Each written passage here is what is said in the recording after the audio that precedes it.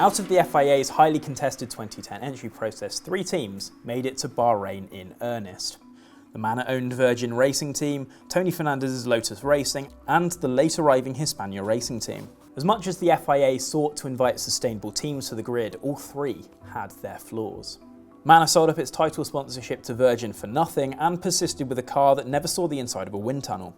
Lotus had to scrape together an entry in 6 months, and Hispania was the product of a last-minute buyout of the Campos team.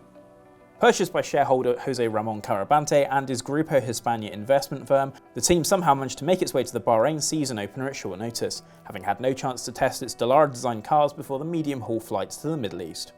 Regardless, getting the 2 cars built in time was a Herculean effort.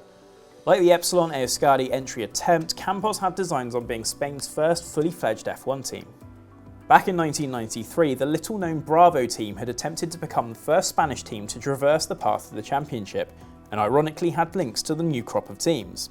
The S931 chassis it aimed to use was penned by Nick Worth, installed as Virgin's chief designer for 2010, but never made it to the grid.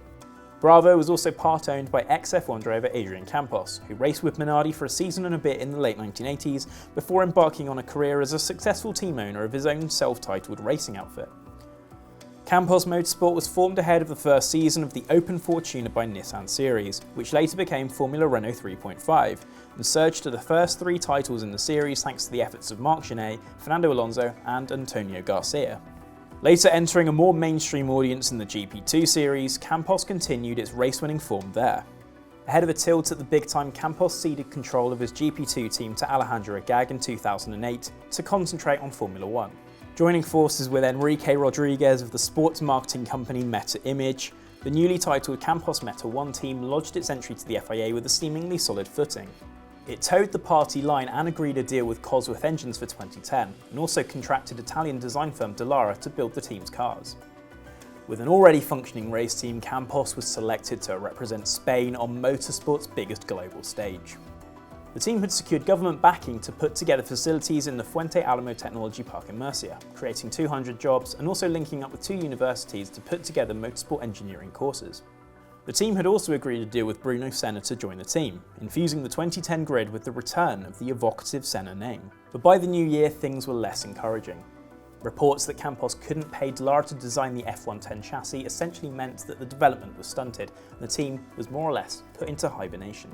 With Campos and USF1 fighting the tide, the FIA and Bernie Ecclestone were left with a predicament and had to act to bring another team into the mix at short notice. Ecclestone, with more contacts and a well-stocked optician, pulled a few strings to bring another of F1 2010's hopefuls into the fold, by name of Stefan Grand Prix, run by Serbian industrialist Zoran Stefanovic.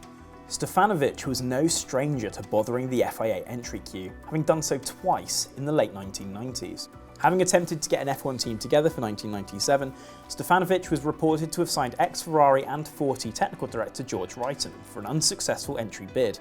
Then in the following season tried to base another attempt around the lackluster Lotus T9730 cars, left abandoned after the first race of 1997 in which they'd failed to qualify. Stefan Grand Prix held fire for the best part of a decade before launching his next entry. And although he was cast aside by the FIA in its initial entry process, Stefan Grand Prix continued to go on with its plans to secure a place on the 2010 grid. USF1's demise offered another shot at an entry, and this is where Stefanovic had managed something of a coup.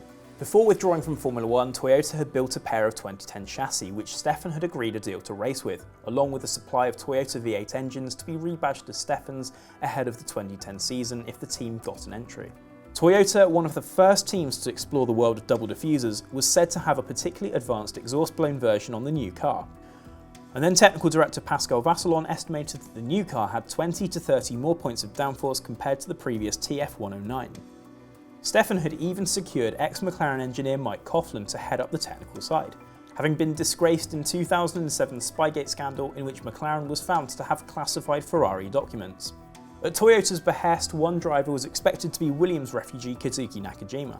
The Japanese driver even conducted a shakedown of the TF110 in a car park, albeit with show tyres as the planned test at the Algarve circuit was canned after Bridgestone declined to supply F1 tyres to a team without an entry. The second driver was expected to be 1997 champion Jacques Villeneuve, who hadn't tried his luck in F1 since BMW Sauber released him midway through 2006 in favour of reserve driver Robert Kubica. Not that Stefan ever got as far as confirming the Canadian's return to F1. As soon as the wheels went onto the Serbian squad's wagon, they fell off again. Coughlin departed the team not long after joining and was subsequently photoshopped out of a Stefan press release, and it became apparent that an entry was not looking particularly forthcoming as the agreement to get the Toyota cars and engines expired. BMW had sold Sauber back to founder Peter Sauber, and the team had earned a reprieve to the grid, while Stefan's hopes of snatching US F1's now vacant entry was nixed by the FIA at the start of March.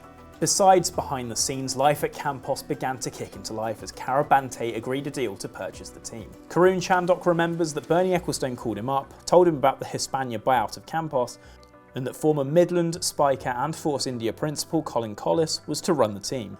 Chandhok signed a deal with Collis a week before the launch and then immediately went to Dallara for his seat fitting. With Collis installed as team principal, the dynamic changed within the team, along with its new Hispania name.